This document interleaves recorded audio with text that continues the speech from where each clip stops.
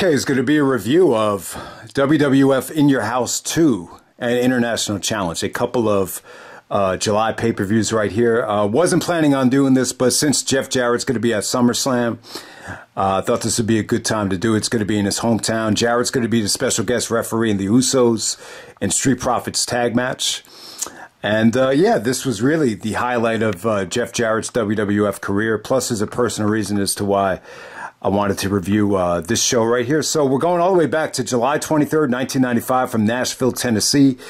6,482 in attendance. The pay-per-view buy rate was really good, actually. 280,000 buys in the summer of 1995. I got to say, that's a pretty strong number. That's actually more than King of the Ring.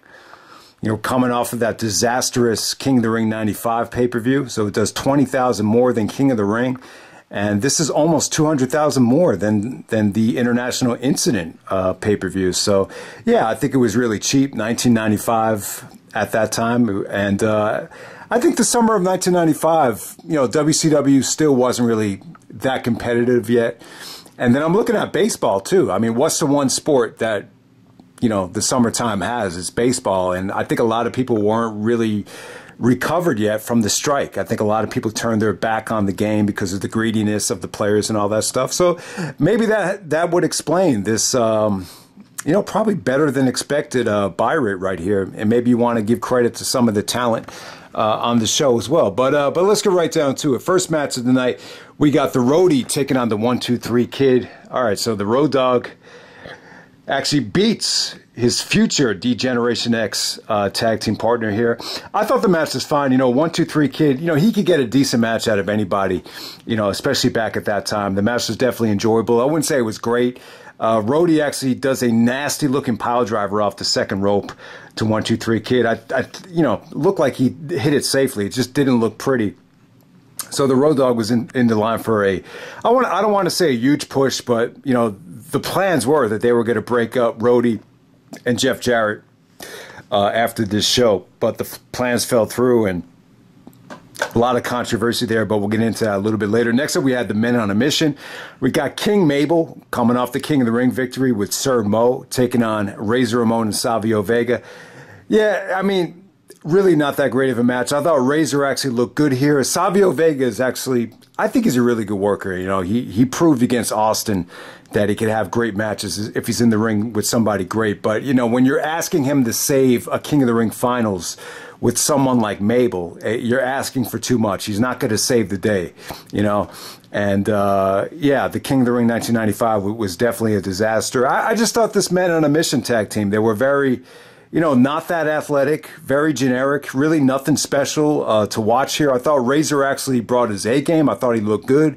I didn't think the match was bad, but you could see why Razor Ramon Scott Hall left the WWE. I mean, he's actually losing to Mabel, and it's like, man, you know, yeah, you almost felt like he deserved a lot better than that at that time. He did wrestle Shawn the next month at SummerSlam, but it just seemed like there was like a lack of direction. In some ways, I would kind of compare, you know, Razor's WWE run a little bit to Claudio Castagnoli or Cesaro. Like, you know, like obviously they're phenomenal workers, but you almost got to question yourself, well, how come they weren't champion? It just doesn't make a lot of sense. Or how come they never got more opportunities to become champion?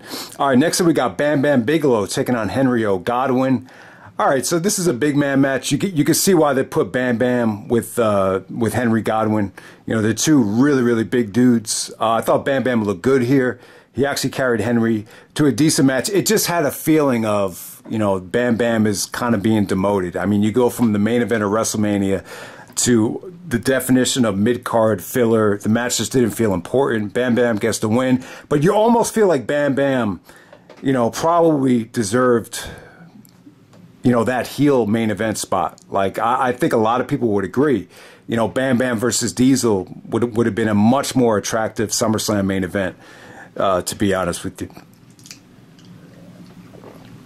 All right, and here's a match we're all here for. We got Jeff Jarrett with the Roadie defending the Intercontinental Championship against Shawn Michaels.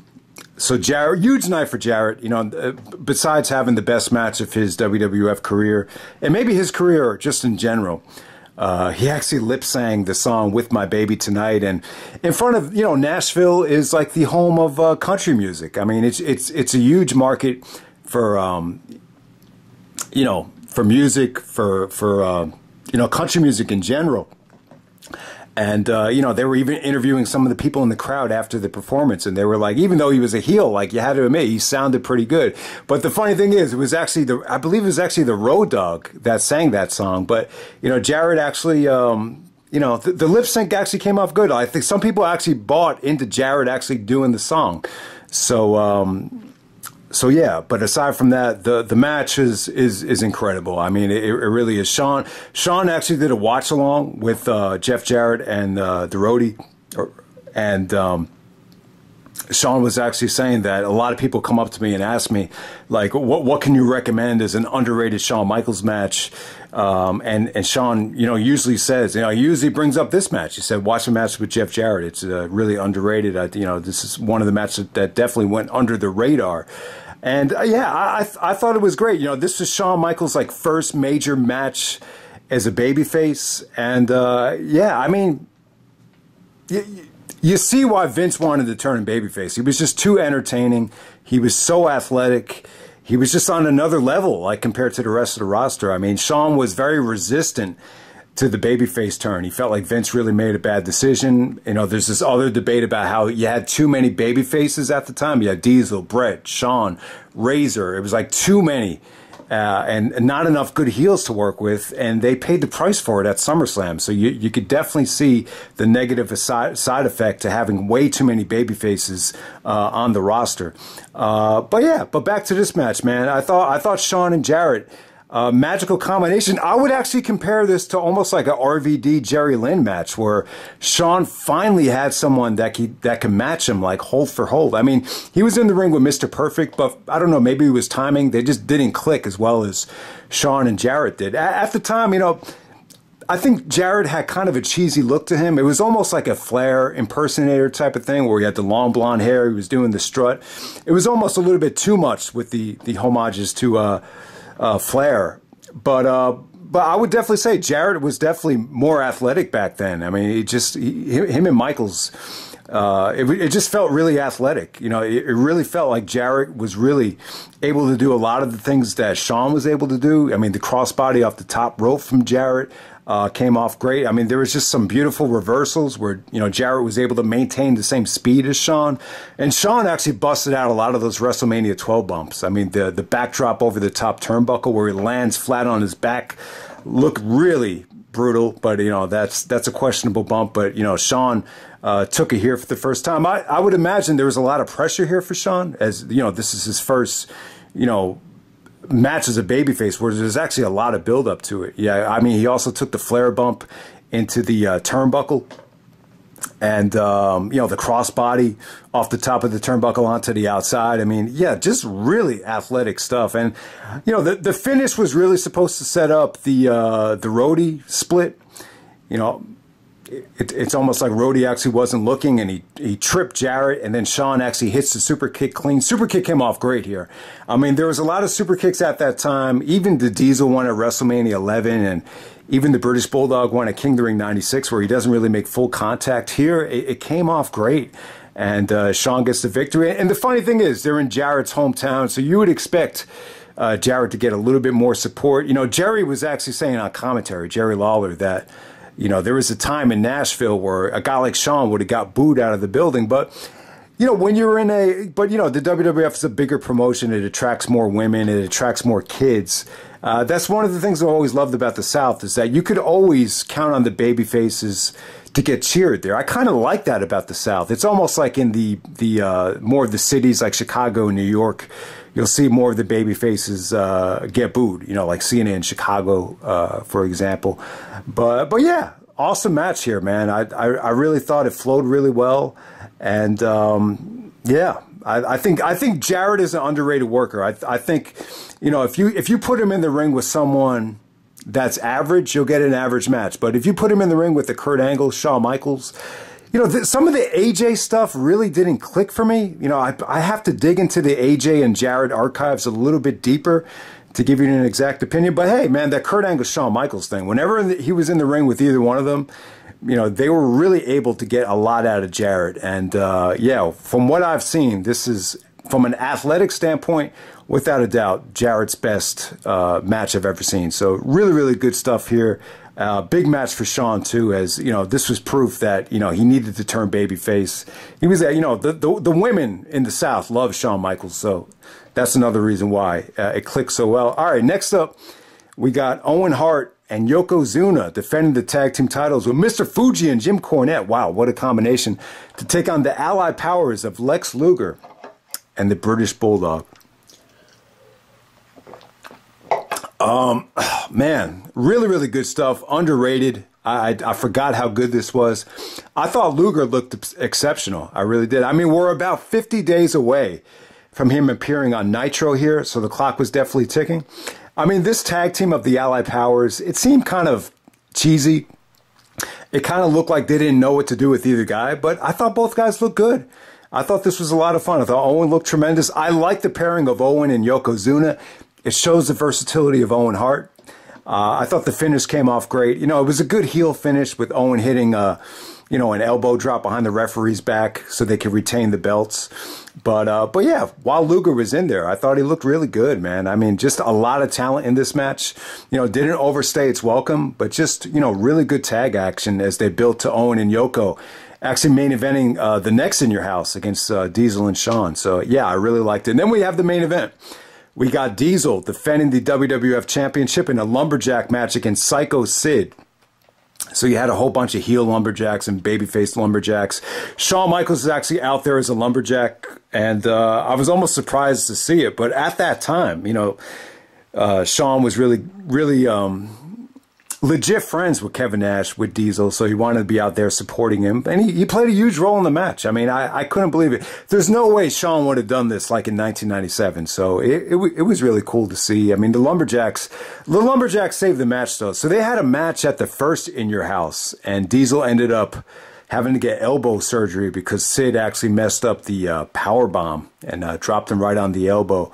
And yeah, so it did not look pretty, and that's one of the things about Lumberjacks. Like, Lumberjacks could actually save a match from a crowd reaction standpoint.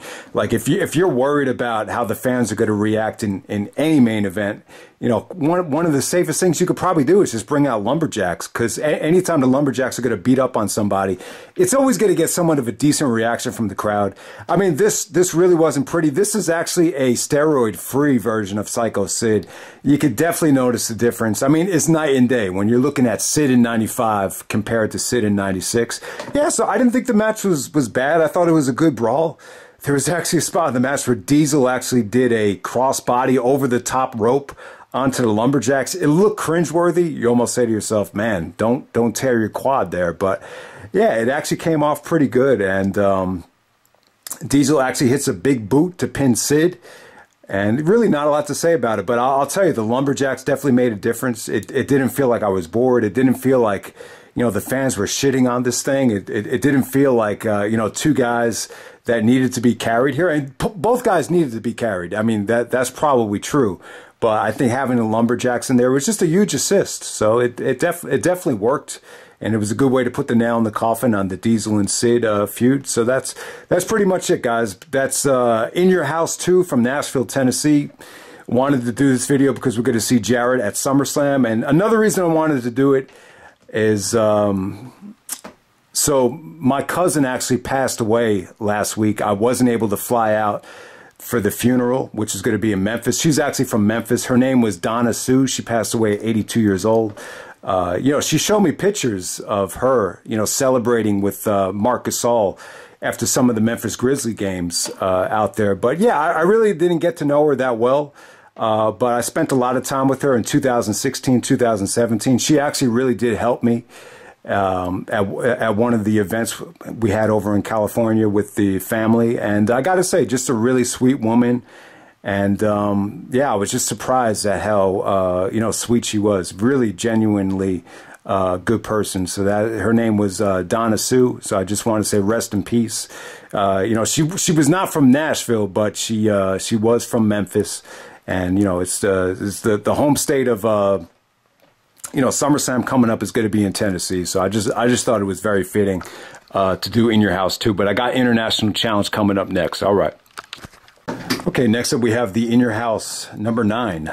International Incident. This took place on July 21st, 1996 from Vancouver, British Columbia in Western Canada. The venue is actually called the General Motors Place. We got 14,804 in attendance. All right, so this is kind of weird. They announced that this was the most that they drew for an In Your House. But when you're looking at the pay-per-view buy rate, this might have been one of the lowest pay-per-view buy rates of all time. So they only do 90,000 pay-per-view buys. So that's almost 200,000 less than the In Your House 2, which we just talked about from July of 1995.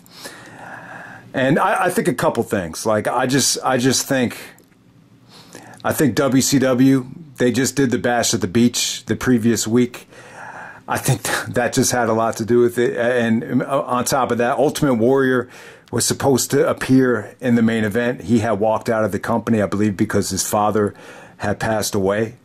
So yeah, I mean, that might explain it. Plus, no championship on the line. There's a lot of different reasons why it probably just didn't do that well. Plus, you still got Bret Hart in, you know, he was actually filming The Lonesome Dove out in Western Canada, I believe. And, you know, Diesel is not there anymore. Scott Hall is not there. So, yeah, this... Can someone actually correct me on this? Is this very well could be the lowest pay-per-view buy rate in WWE history. I think the only one that could probably compete with this, it might be December to Dismember, the ECW, that ECW pay-per-view. All right, man, let's get right down to it. I thought the show was good though. You know, it was very. It felt like a big deal, like in terms of the attendance. I mean, just, you know, I really feel like Shawn Michaels was really over in Canada, like probably even more so than the United States at that particular time. And even you see what happened with the main event, with the fans, you know, just trying to bum rush him during his entrance. But yeah, let's get right down to it. First match of the night, we had the Smoking Guns with Billy Gunn and Bart Gunn actually taking on the Bodydonnas. This is actually a non-title match for the, you know, not for the tag team titles. But yeah, Sunny was great here. She was playing possum. Just the way she went up to Vince. And she's like, can I trust you with these tag team belts? I mean, she was just, you know, Sunny was just underrated. I just feel like she checked all the boxes aside from wrestling. I mean, she had the looks, she had the charisma, she had everything. I mean, there's a debate about whether she took, you know, away from this match. My thing is, yeah, if you're overshadowing the wrestling in the ring, then that's a good thing. Then you're bringing more eyeballs to it with, you know, what you're doing as a manager. So yeah, I mean, she was so breathtaking to look at that. Yeah, I mean, the wrestling almost became secondary. But yeah, the funny thing is, she's actually going up against her boyfriend here, which is Chris Candido. You know, Candido in these matches didn't really impress me. Like I didn't. You know, you're not going to notice anything from him that's going to say, oh, why was he so over with the, you know, diehard ECW fans, where they were actually chanting his name at ECW One Night Stand in 2005. I mean, really, I just can't say that there was anything special about him in these tag matches, but I thought it was good. You know, Sunny actually playing possum actually did add to the match. But the Bodydonnas actually get the victory here. Vince is just so over the top on commentary. He's just like, you know, when they actually won with the elbow drop, as Sunny and Billy were actually distracted by the referee, and Vince just goes like, I can't believe it. I think, you know, it's great having Vince on commentary because he's going to sell the product, you know, better than anybody because, you know, he owns the company, obviously. But, you know, it's almost like you need to pick and choose when you're gonna, you know, react like that. You can't react like that for every single match. And I think that was one of the benefits of not having Vince on commentary was, you know, Jim Ross would really do a better job of, you know, making the special matches feel special. Next up, we have Mankind taking on Henry O. Godwin with Hillbilly Jim. Okay, so Jake the Snake Roberts was actually supposed to be in that spot. Yeah, that would have been cool to see Foley up against Jake Roberts. And once again, like when we're talking about picking your spots, God, Foley actually takes the flare bump into the exposed concrete from the ring apron. I'm just like, man, you did not need to take that bump, especially for a filler match like this. This is just, you know, they're just trying to get Foley to SummerSlam. They wanted to prove that Foley could look dominant over a guy that was bigger than him. And yeah, they did a good job of that. I thought Foley looked good here. The mandible claw finish actually came off quite convincing. You know, back in the day, man, the mandible claw just looked nasty. It looked scary. It looked, you know, it made Foley look like, you know, looked like he was from another world. So, yeah, I thought this came off pretty good. Next up, we have a King of the Ring rematch. We've got Stone Cold Steve Austin taking on Marc Mero with Sable. Once again, you got to see Austin and Sable interact a little bit. And, you know, little did you know that, you know, Austin and Sable would arguably be the two biggest moneymakers in 1998. It's hard to tell from even looking at this match right here. But the kind of a funny note here, Austin is actually wearing a Stone Cold logo in the back of his trunks. And yeah, it didn't look good. It just looked like, it looked out of place. And, I think this might have been the only match he had it for. So yeah, good decision there because it looked kind of distracting. It just didn't look. It looked like it took away from his edge. But yeah, I mean the Austin and Mero matches, the King of the Ring match was really good. I thought it was underrated. You know, a lot of people did give that 4 stars, and it's definitely worth checking out if you haven't yet. King of the Ring '96 is an awesome show for a lot of different reasons. But yeah, the Austin and Mero matches, like. They're almost like cringeworthy. Like they're fun to watch. They're brutal, but they just don't look safe though. Like Mero actually busted Austin's lip open at King of the Ring. He actually needed 16 stitches. There were rumors that Austin actually had to get plastic surgery after the King of the Ring match because he was having a tough time recovering from the, you know, that you know, getting his lip busted open. And even here, man, like Mero just looked a little bit reckless. I mean, he was a great high flyer and everything, but you know, just some of the high spots, some of the high risk maneuvers just looked like, man, like don't drop him on his head. Like it looked like they were going to go for a Hurricane Rana, and it ended up being a power bomb that just looked like it almost got botched. You almost say to yourself, man, just please don't hurt him. But overall, I like their matches. This wasn't quite as good as the King of the Ring match. But you could slowly see, you know, the Canadian fans were getting behind Austin here. You know, Mero was definitely, you know, losing a little bit of that cool factor, especially after the momentum that Austin built with King of the Ring and the promo and the Austin 316 stuff. Yeah, really good match for Austin here. I actually liked it. Really, really good stuff. You know, you saw Austin win with the stunner, clean.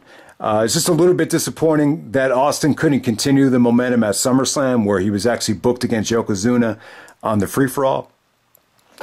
All right, next up we got Undertaker with Paul Bearer taking on Goldust with Marlena. And yeah, this was cool. The 96 version of Undertaker was not bad. I really enjoyed a lot of this. Taker actually choke slams Goldust on the steel steps. So you're seeing Taker, you know, at the time working with a, you know, a well-defined character in Goldust that was definitely cutting edge, that was definitely something different. You know, you would always put, you know, someone that was a little bit different, that was very character-based up against The Undertaker. But, you know, just to kind of follow up on the comments that Goldust just had a short lifespan, and it's kind of true. Like, when you get past 96, I don't think the Goldust character ever, you know, peaked like he did in 96. So it's always one of those characters that definitely needed a break. And, you know, turning him face definitely wasn't the way to go when you look at what he did with Triple H in 97. But yeah, you know, Taker and Goldust was fine. I mean, obviously the match could have been a little bit better, but what this did was it set up the Taker and Mankind match at SummerSlam, the Boiler Room Brawl. You actually saw Mankind come from underneath the ring. And, you know, they actually started fighting underneath the ring. Then all this smoke comes out. And then Taker actually comes out the other side of the ring. So, yeah, a little bit over the top. But definitely made you want to see the Boiler Room Brawl coming up at SummerSlam right there. So, yeah, good stuff between Goldust and Taker, though. I thought they had good chemistry. You almost forget that Taker debuted going up against Dusty Rhodes' tag team at Survivor Series. So, Taker does have ties to the Rhodes family. I think a lot more than people think. So just keep that in mind.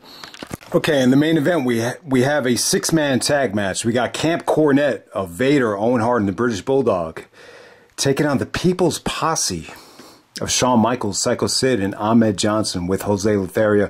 Okay, so on the free-for-all show, they actually have a segment with Jose and Cornette. I believe Cornette actually guarantees victory, and if he does not win, he would give everybody in the crowd a refund. But yeah, with this International Challenge 6-man tag, I really like it. I think it's underrated. So the Ultimate Warrior was supposed to be in this match instead of Sycho Sid. And it's funny, I think this worked out for the better. I think if you asked Warrior to be in a match this long, it wouldn't have worked out well. But I think Sid was actually good in this spot. I think he was really good. He connected well with the fans. This was definitely a more jacked up version of Sycho Sid. I mean, the last time Sid and Shawn were in the same ring together, Sid powerbombed the crap out of Shawn, and that's what led to Shawn turning babyface. But this was an emergency call, though. You know, the Ultimate Warrior's 1996 run was definitely a letdown, and they just had to move on. And I think this was a great decision because I think Shawn and Sid did some really magical stuff throughout the rest of the year. So, yeah, this is a good match, man. It really sets up the Vader match really well. Made Vader look like a beast. So Bruce Pritchard was actually saying one of the main reasons why they were resistant to Vader was just they just felt like it wasn't the same Vader from WCW, and which is funny because I thought Vader looked great in the SummerSlam match, but they thought he was a little bit overweight. They didn't feel like he was the same worker that he showed he was to be in WCW, and that had a lot to do with the resistance. Plus, you know, the whole thing with him and Shawn just not getting along during the actual match probably played into it as well. And, you know, they were supposed to do a trilogy throughout the rest of '96, but we all know that fell apart. But yeah, for this match right here, Vader gets the clean pin over Shawn, and you know, it really made Vader look like a threat heading into SummerSlam. And you know, SummerSlam obviously did a much better buy rate than this show. That goes without saying. But I really liked it, though. You know, Shawn's entrance was great. This was the match where the fans on the right side of the guardrail actually fell and almost hit Shawn, and like they were trying to grab him. Then some girl actually comes up to Shawn and hugs him right before the match. It was crazy. I don't think I've ever seen that happen to anybody coming down to the ring. So credit to Shawn Michaels there.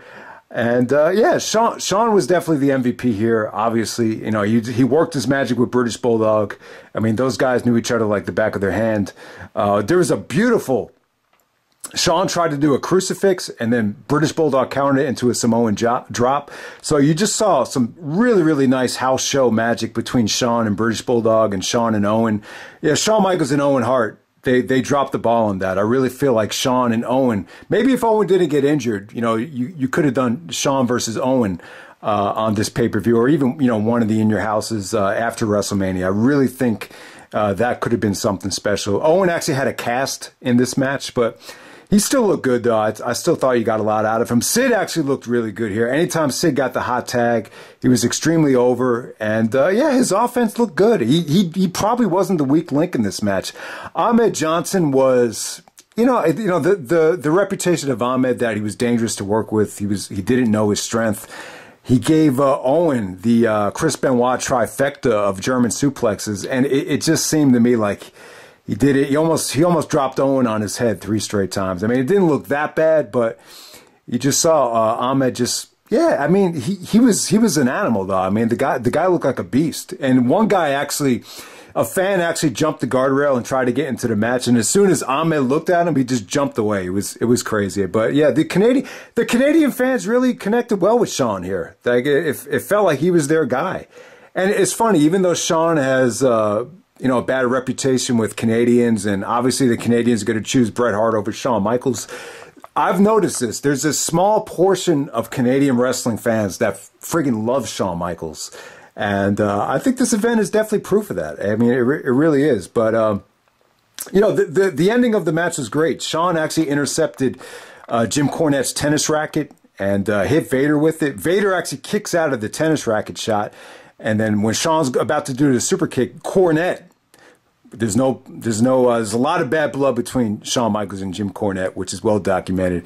But yeah, Cornette actually grabs Shawn's foot, distracts him. Then Vader does the stinger splash, and then he hits him with the Vader bomb to put him away. It was huge. It looked like Shawn could get beat from the Vader bomb, and then the aftermath when Shawn does the over-the-top tope to take out Camp Cornette was breathtaking. One of the, that's a highlight that you constantly see on the Shawn Michaels reels. So yeah, this is a nice 6-man tag match. I mean, they did one at WrestleMania Backlash this past year, and I thought the match was great. This match and the match that they did at WrestleMania Backlash, 6-man tag. But the problem is, though, it's like a lot of people are just gonna, not order it, as you see with the buy rate here. Maybe it's gonna feel a little bit unimportant, gonna feel like filler. But this whole show was just designed to set up SummerSlam, so it is what it is. It's kind of the same way in sports too. Like Mike Francesa always says, February is such a dead month for sports. I mean, really all you have is the NBA All-Star Game. And then, in July too, like July is like the dog days of summer. Once again, you have the baseball All-Star Game. So, February and July are probably the 2 toughest months for sports. And, maybe the same could be said about wrestling as well. But that's pretty much it, guys. Main reason I wanted to do the video was for Jarrett. Jarrett, I didn't touch on this, but him and Road Dogg actually walked out of the In Your House after that. They were supposed to shoot the angle backstage, but Jarrett was so upset that they weren't going to give them pay-per-view time to do the angle. My take on it is, they only had 2 hours out there. Maybe that's why they scrapped it. But Jarrett was very against, having him and Road Dogg turning each other. He thought that they were a great item. He thought that, But, Jarrett actually said that he was fried. They were making him do all this promotional stuff for SummerSlam, and he wasn't even going to be on SummerSlam. So there was a lot of stuff going on. It almost seemed like, both times when Jarrett was in WWF, he had his falling out with Vince both times. The one time in 1999, which is well documented, he stood him up for money before he wrestled China. But this time, you almost forget, he walked out on Vince and just hoped, things were going to come over. And, Vince was very upset with him, so there's a huge reason why, Vince and Jarrett have always had a up and down relationship over the years. But, when you look at this, and then when you look at the way Jarrett booked himself in TNA, he really had a lot of confidence in himself that he should be the man of that company. And, that's the thing about Jarrett. I don't think he was quite on the level of someone like a Triple H, someone that's going to be a legend and a multi-time world champion. I don't even know if he was good enough to be, champion in the WWF. But I think the WWF really dropped the ball on him. I think he could have been a really good heel for someone like Michaels or someone like Austin in the main event level. I think he was definitely good enough for that, but for whatever reason, Vince was always hesitant to push him in that spot. Plus, you had the falling out with him and Austin. Him and Austin just never got along. A lot of it has to do with Austin working in Memphis for his father's territory when he felt like he was underpaid. And then when they got to the WWF, Jarrett cut a shoot promo, and he used the Austin 316 as Austin trying to, mock the Bible or profit from the Bible. And Austin threw a fit about it. So, so there was legit beef between Austin and Jarrett, but it's funny now that no one's competing anymore. Everyone could just look back on it and have a great time. But yeah, Jarrett and Michaels definitely had a classic. This was not the first time Jeff and Shawn Michaels wrestled. They wrestled back in like 87, 88. Maybe even in Jarrett's promotion. They both started out in the South, so they were very familiar with each other. And Jarrett even called Shawn the Michael Jordan of this business when he was inducted into the Hall of Fame. So yeah, they have a huge history together. I thought they had good chemistry. They probably should have got even more out of Shawn Michaels and Jeff Jarrett. So yeah, just wanted to come on here and talk about it. These are 2 July pay-per-views, and yeah, I wouldn't say either show was great, but without a doubt, the Shawn Michaels stuff on both shows, I would definitely say it's must-see stuff. So I hope you guys enjoy the video, and I'm out. All right.